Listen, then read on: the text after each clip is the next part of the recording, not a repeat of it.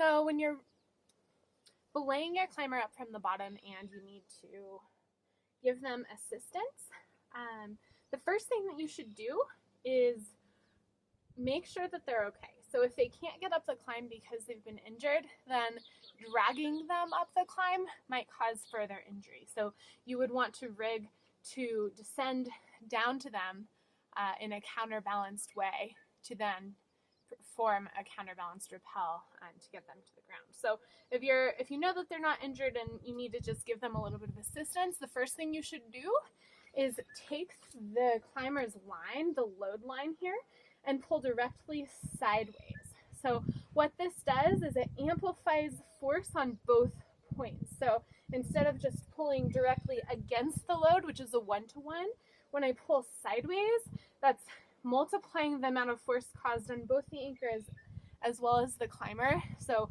that gives me some advantage, and maybe that's all they need to reach the next hold.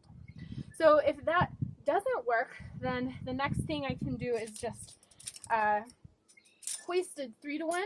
So I will take a locker and I will send this down to my climber as long as this loop can get to them on that line. Otherwise, if I can get it to them without any trouble, without clipping it to the line, then I can just toss this down to them and feed them down a loop. And if it's a free hanging rope, then that should be able to just run with gravity down the line just fine. And when it gets to the climber, they will then clip this directly into their belay loop, okay? And then I will instruct them to pull on this line simultaneously as I pull up on this line. And so that's a 3-to-1, but now we're both applying force into the system. So it's a 3-to-1 here because this is a moving redirect here, down all the way down at their belay loop. And you would make sure that your partner does lock this carabiner, since this is the redirected brake strand of the system. And so if I'm applying 1 unit of force here through this moving redirect, then there's also 1 coming out. It's a moving redirect, so we get to add those. So 1 plus 1 is 2 here. All right, it's redirected at a non-moving redirect, and then feeding back down to the climber. So 1 going and 1 coming out. We don't get to add anything because this isn't moving. 1 coming out, so that 2 plus 1 is 3. And a little bit more, and it's even a little bit more because we're both applying force to the system. So that is a good option if you can get this down to your climber. And if you can't, then you would just start with a 3-to-1, and we would just attach a friction hitch to the load line itself. So for mechanical advantage to work, you do have to have some sort of progress capture. So the most common way to capture your progress would be using either an ATC in guide mode or a reverso in guide mode, or you can use a gree-gree. And if you don't have either of those options, then you could use just a simple plate style device, or just a carabiner with a friction hitch that captures your project, and I'll show you that here after the video. So the first thing I've done is I've tied a cat knot, right? Before I get into any shenanigans, you always tie a catastrophe knot in the brake strand, because technically this device is not hands-free because of this, because the lines could pass each other if they're thin enough, okay? And so I'm going to tie a friction hitch here on the load line, and you want the legs of this friction hitch to be relatively small, and I'll show you what I mean here. So the more wraps, the better. I'm going to go with a clem heist here.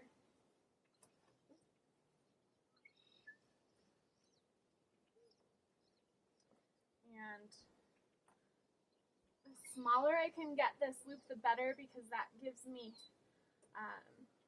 that allows me to pull on the system more before having to readjust that friction hitch down the line. And it does add up pretty quickly when you start getting into some pretty technical mechanical advantage systems. So try to get that loop as small as you can. And then you're going to just take the brake strand, you're going to pass it through that locker on that either climb heist or pressic on the line. And that is a 3-to-1. Before I start pulling, I would remove my cat knot while maintaining control of this brake strand, and then I would pull up my climber in that way. So we'll count it out. So I'm applying 1 unit of force by pulling on this strand, and 1 is also coming out because that's a redirect, and this is a moving pressic here, so we can add the advantage. So 1 plus 1 is 2 here on this carabiner and pressic, and then we have to add whatever is being applied to this line. So 1 in, 1 coming out. This is a redirect, but it's not moving, it's stationary since it's the anchor, so there's still only 1 coming out. So 2 plus 1 is 3. Cool. That is our most basic, and this can get you out of a lot of trouble without having to get into anything more complicated. But if it really isn't working for you, then you can go ahead and add advantage. So let me put my cat knot back in here. All right. So the easiest thing to do from here would be, I'll unlock this, okay, would be just to take another piece of material and attach it through that locker. So I could use the back side of my clove hitch, or I could use another sling directly attached to my anchor. And so I'll show you both real quick. So I'll take the back side of my clove through the shelf, lock that, and then I need a way to grab this line. Let me give myself a little bit more room. I need a way to grab this line. I can add another friction hitch if I have one, or I could just add another friction hitch right there with a locker. Or I could just do a clove hitch if I don't have another friction hitch. So in this case, why don't I just use a clove hitch to a locker. And I have a smaller one here. I want that to be as small as I can get it. And tighten that up kind of all the way down. Okay, and so now I'm going to take my brake strand and redirect it through that locker. Anytime you redirect the brake strand, it should be through a locker. And lock that. Okay, now before I start pulling, I'll remove my cat knot.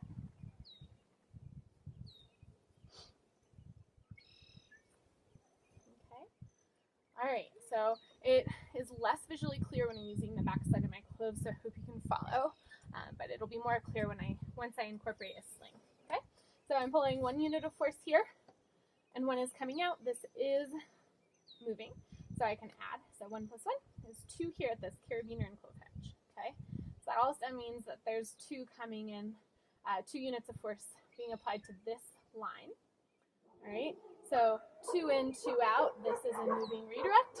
So 2 plus 2 is 4 here on this carabiner and friction hitch. All right, so remember that we have 4 here. All right, and then we have to find out how many units of force is being applied to this line to be able to add it to this friction hitch. So if we follow, I'm pulling here, 1 in, 1 out, and now it goes through the anchor / my progress capture, and it's a stationary redirect, so we don't get to add any advantage. All right, so 1 in, 1 out, so 4 plus 1 is a 5-to-1 mechanical advantage. All right, so now if I want to change this up, I'll throw a cat knot back in. All right, and I'll show you this with a sling. Hopefully that will be a little bit more visually clear. I have a quad length sling here. You can also use a cordelette if that's what you have. Just tie your cordelette in a loop so that gives you a little bit more strength.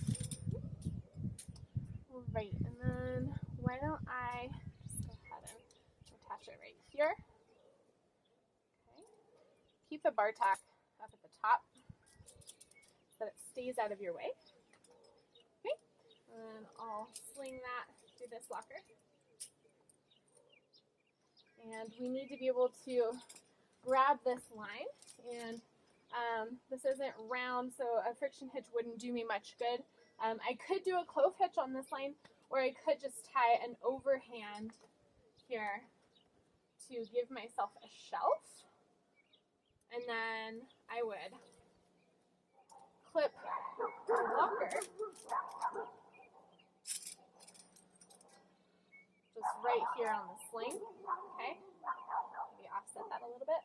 I'd clip my locker right here, redirect the brake strand through that, lock it, and then I can pull on that.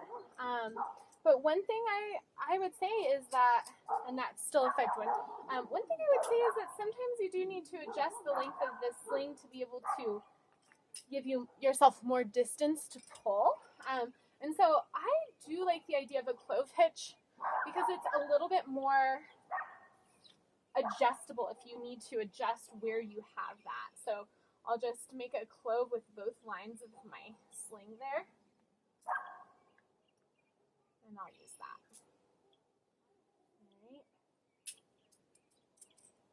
And you see I've already pulled a good amount, and so I can totally adjust it by following the line I want shorter to the other, through the carabiner onto the other side, milking that up, and then pulling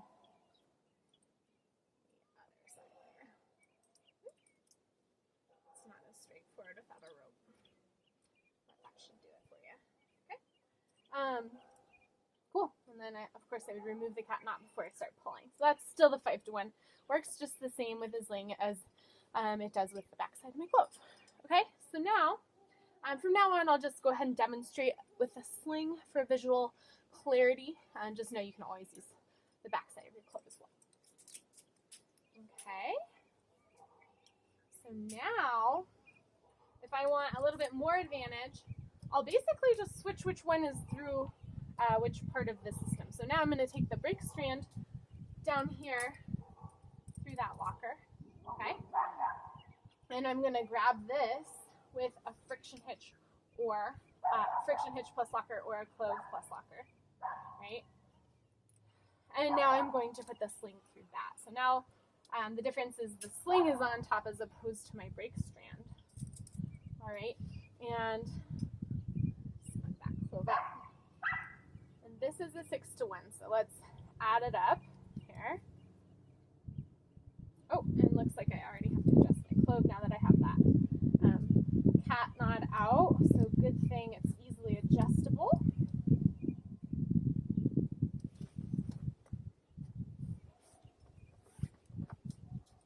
Okay. All right, so I'm applying 1 unit of force here.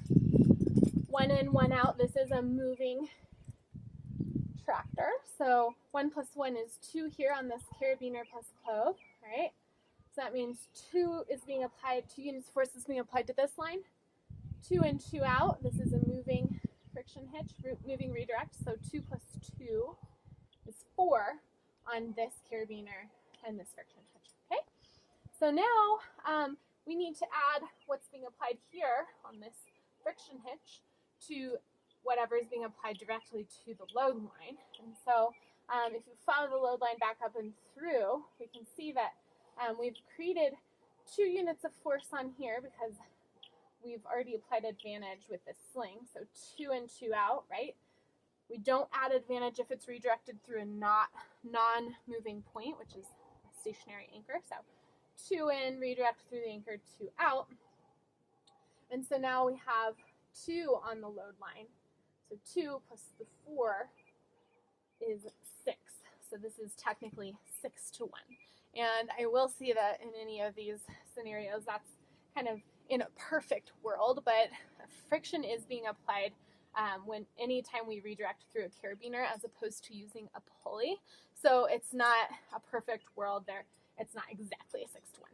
Now, if you do have a pulley, that can make it a little bit easier for you, and it removes some friction out of the system. If you do have a pulley, then you'll want the pulley to be, and if you just have one and you have to decide where you put it, you actually want the pulley on the point closest on basically your first redirect, the one that's closest to where you're pulling from. Because what happens is that friction that's caused in the first part of the system, basically it multiplies and it kind of adds up as it continues into the system. So the more friction you can remove at the beginning of the system, the more advantage that you'll actually get from that in the end. Now, if it's, let's say, a micro traction, or if it's a pulley that doubles as a progress capture, and you aren't using a gree or a plaquette style belay device as your progress capture, then you can absolutely choose to use that pulley progress capture right here at the anchor in place of a belay device, if that's what you have. So now I'm going to give you an option if you don't have a belay device here. So before we take anything out, we are going to maintain control of the brake strand. Right.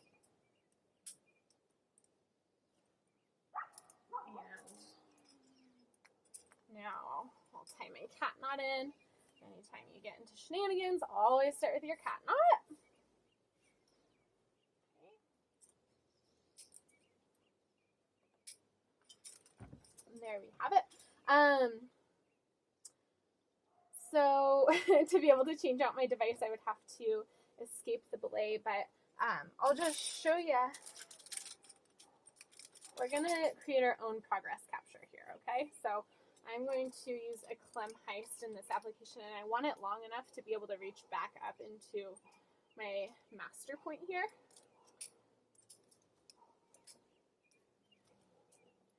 All right, at least my master point, if not the shelf. So that should be able to, might actually cut it close. All right, so that is my progress capture.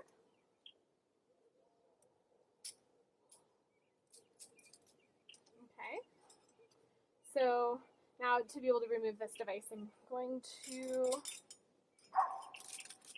attach this directly into the anchor to close the system. And so if I don't, just so you know, if you don't have enough lockers, you can always use two non-lockers opposite and opposed. So maybe to keep things more visually clear, I have one non-locker and then two non-locker. Just think of the noses of the lockers going in opposite directions there. I'm going to flip them both around so that I can access those gates. And that is just fine in place of a locker, okay? So now what I'm going to do is I'm going to ratchet this carabiner out until my belay device is loose, okay?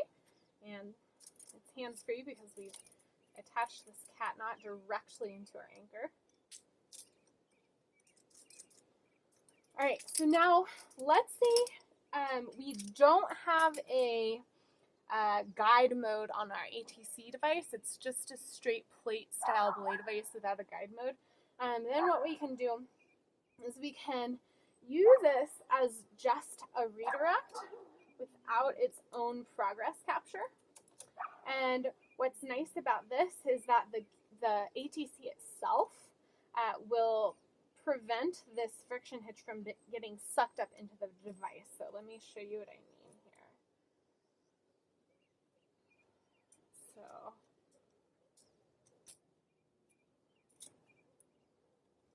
all right, so that is now our progress capture. And if we want to just start with the 3-to-1, then I'll redirect that here. Okay, and as I remove this, I'm going to maintain control of the brake strand. Clean that up for visual clarity.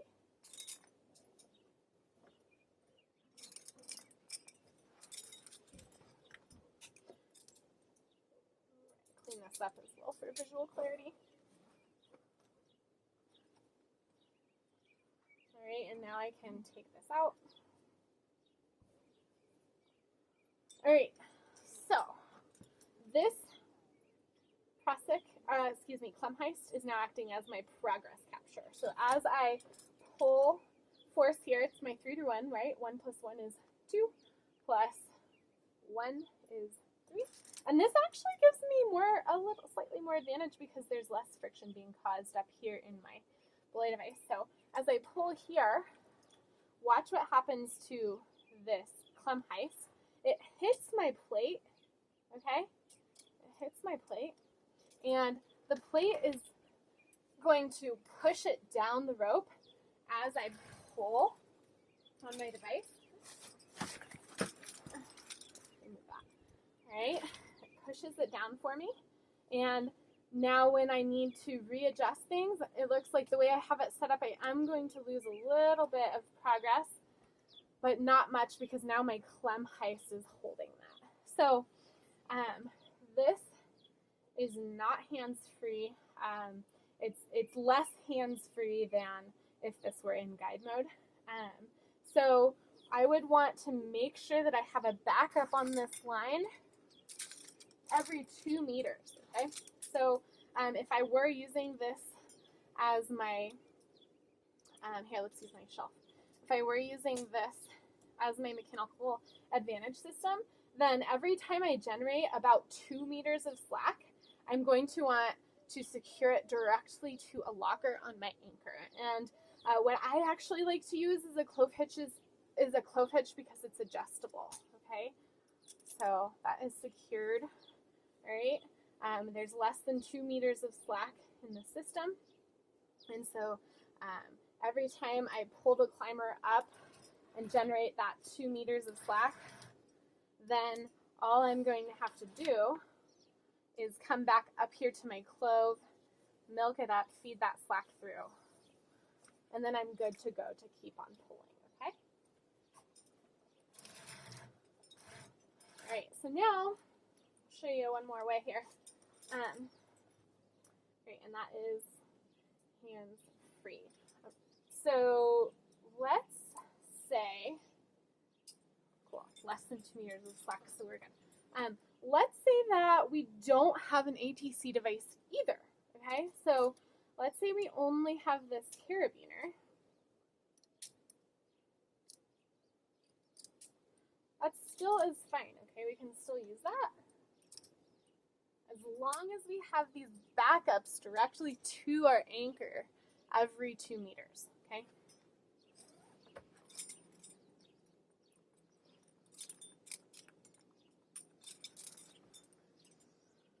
So the only thing here is that you'd have to keep close attention to this climb heist so that it doesn't get sucked up and through the carabiner, okay? So as I'm pulling, I might have to just pull it down myself, right? So that it doesn't get sucked through that carabiner and thus inhibit its ability to do its job. Cool. If you don't have a progress capture, you could use a garda hitch, right? So that's holding that for me. This is hands-free, so let's try a garda hitch.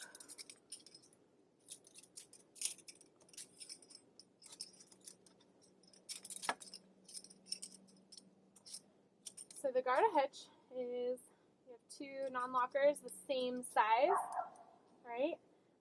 Same orientation.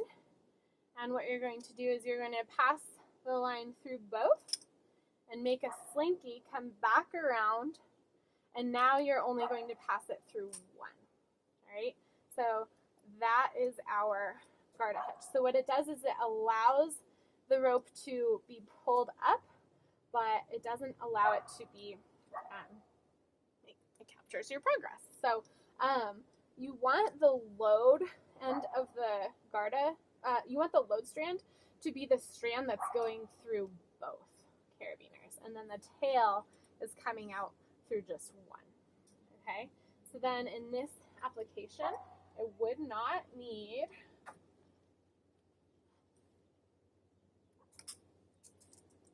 this progress capture here, because that should capture it for me.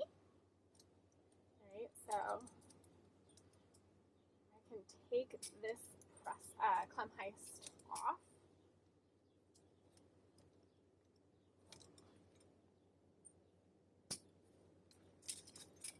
Right, and now as I pull, that Garda hitch is capturing my progress. So keep in mind with this is not hands-free still.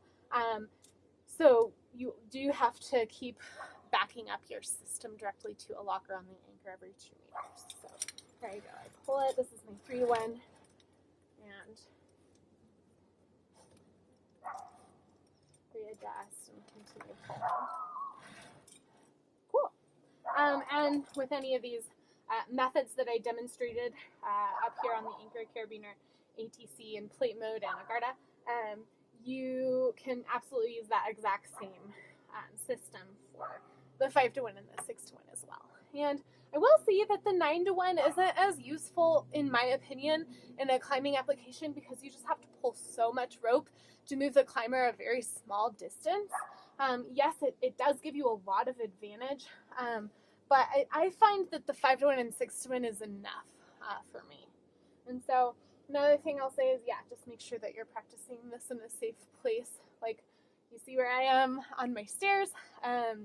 Make sure that you have a very low angle safe space to practice this. And if you are any amount of vertical, consider having a static line, just a fixed line directly to your anchor that you are attached to, and you can just pretend that it's not a part of the system just in case something goes wrong and you and your partner can both be attached to that fixed line. The last thing I wanted to say is that if pulling in this direction isn't ergonomic for you, let's say that you're positioned right here below the anchor, then you can always redirect the brake strand through another point on the anchor, and you can pull in that direction as well. Just keep in mind you're not adding advantage, it's just a redirect. In fact, you're just adding a little bit more friction for yourself, but at least that in some applications would give you a point so that you can pull in a way that's more comfortable for you.